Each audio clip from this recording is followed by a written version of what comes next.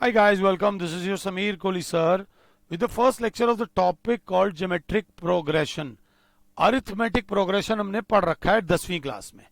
Arithmetic progression में same चीज add होती रहती है या सेम चीज सब्ट्रैक्ट होती रहती है. Common difference remain same.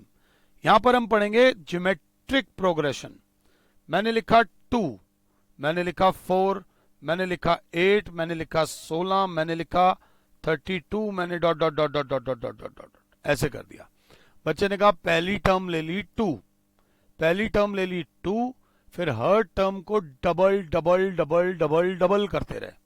दोबारा मैंने बोला 1, मैंने बोला 4, मैंने बोला 16, मैंने बोला 64, मैंने बोला 256. उसके बाद थोड़ी सी हालत टाइट हुई तो मैं चुप हो गया. यहां पर बच्चा बोलेगा पहली टर्म ली 1, फिर 4 गुना मल्टीप्लाई कर दिया 4, 4 को फिर 4 गुना कर दिया 16, 16 को फिर 4 गुना कर दिया 64, 64, 64 को फिर 4 गुना कर दिया 256. 4 गुना 4 गुना 4 गुना बढ़ाते जा रहे हैं. मतलब क्या सेम रख रहे हैं. दोबारा पहली सीक्वेंस पे आते हैं तो पहली सीक्वेंस में डबल डबल डबल करते जा रहे थे. अब वाली सीक्वेंस में 4 गुना 4 गुना 4 गुना करते जाएंगे. ज्यादा मुश्किल इनको आता नहीं होगा. 3, 30, 300, 3000, 30,000 डॉट डॉट डॉट डॉट. अपने आप को इजी रख रहा हूं भाई. मैं अपने आप को ज्यादा दुखी नहीं करूंगा क्योंकि मुझे आपको समझाना है. अगर मैं दुखी हो गया तो मैं समझा नहीं पाऊंगा. पहली टर्म रखी 3, फिर 10 गुना कर दी 30, उसका 10 गुना कर दिया 300, उसका 10 गुना कर दिया 3000, उसका 10 गुना कर दिया 30,000, उसका 10 गुना कर दिया 3 लाख, 3 लाख, फिर 30 लाख, फिर 3 करोड़. ऐसे करके गुना सेम आ रहा है. फिर दोबारा एक बच्चे ने बोला क्या लिया.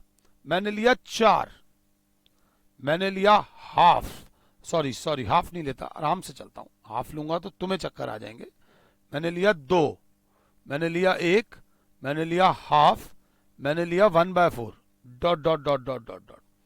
बच्चा बोलेगा इस बार 4 ली टर्म, पहली टर्म 4 ली, फिर आधा कर दिया. 4 का आधा 2, 2 का आधा 1, 1 का आधा आधा, आधे का आधा 1/4. इतना 11th क्लास के बच्चों से मुझे उम्मीद है. तो basically what is geometric progression. What is geometric progression. तो बच्चा बोलेगा कोई भी एक टर्म ले लो फर्स्ट टर्म, कोई भी एक टर्म ले लो फर्स्ट टर्म, फिर नेक्स्ट टर्म जितने टाइम्स है उससे अगली टर्म उतने ही टाइम्स होगी, उससे अगली टर्म भी उतने ही टाइम्स होगी बस. बट इसे प्रेजेंट कैसे करें. इसको प्रेजेंट करने के लिए मेरे प्यारे बच्चों याद रख लेना, ये पहली term T1, T2, T3, T4, T5, 5 तक मत जाना. आप पहली सीक्वेंस को देखो, सिर्फ पहली सीक्वेंस को देखो. पहली में आराम से माता रानी का नाम लो, T2 अपॉन T1 करो, टर्म 2 अपॉन टर्म 1 करो. तो क्लास ने बोला 4 अपॉन 2, कैंसिल हो गया 2. अच्छा डबल आ रहा था इसलिए 2 आया. अब T3 अपॉन T2 करो, T3 8 अपॉन 4 करोगे तो 2 आएगा. अब T4 अपॉन T3 करो, T4 16/8, तो ये भी आएगा 2. कॉमन रेशो सेम आ रही है. ऐसे कॉमन रेशो बोलते हैं जब एक टर्म को दूसरी टर्म से डिवाइड किया जाता है तो उन दोनों टर्म्स की रेशो आती है. सर इसमें कॉमन रेशो सेम आ रही है. सर क्या इसमें भी कॉमन रेशो सेम आएगी. मैंने कहा भैया हाथ कंगन को आरसी क्या, पढ़े लिखे को फारसी क्या. इसमें भी T2 अपॉन T1 करो. इस बार मैं पहली टर्म उड़ा रहा हूं, ये मैंने उड़ा दी. I just want to keep it simple. आराम से मुझे पॉज करो, माता रानी का नाम लो और ट्राई करो. तो बच्चे ने सेकेंड वाली सीक्वेंस में पकड़ा T2 upon T1, T2 is 2, T2 is 2 upon 4, cancel करके आ गया हाफ. पहली टर्म का हाफ थी सेकेंड टर्म.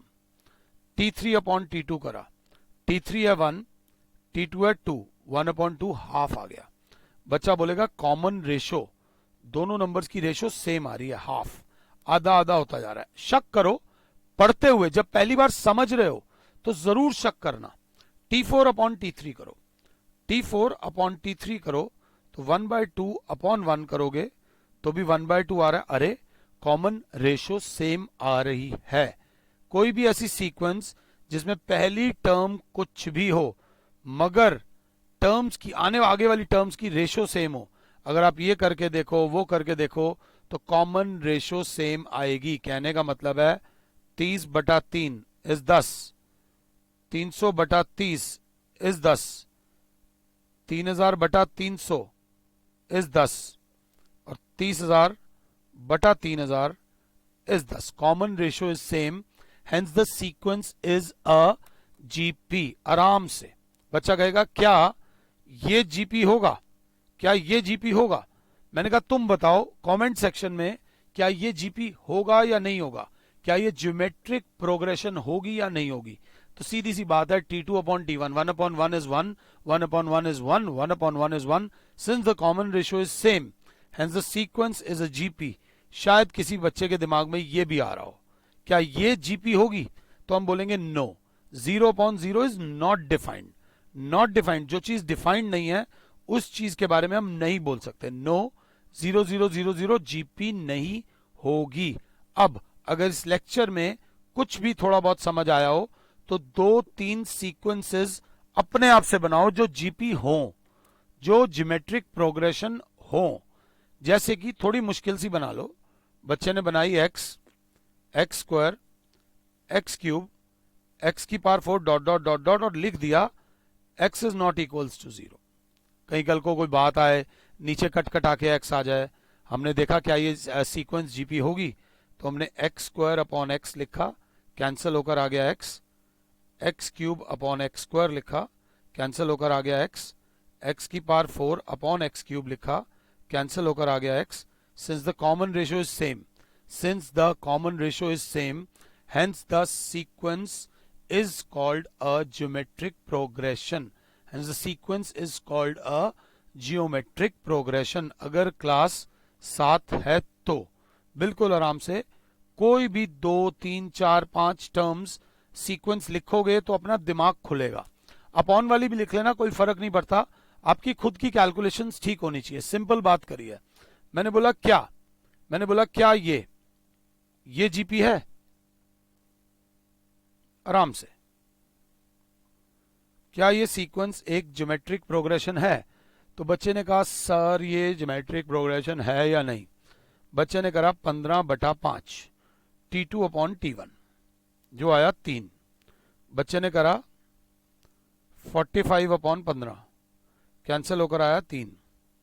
बच्चे ने करा 135/45 प्रॉपरली करा 3 और फिर लिखोगे yes the above sequence is a geometric progression.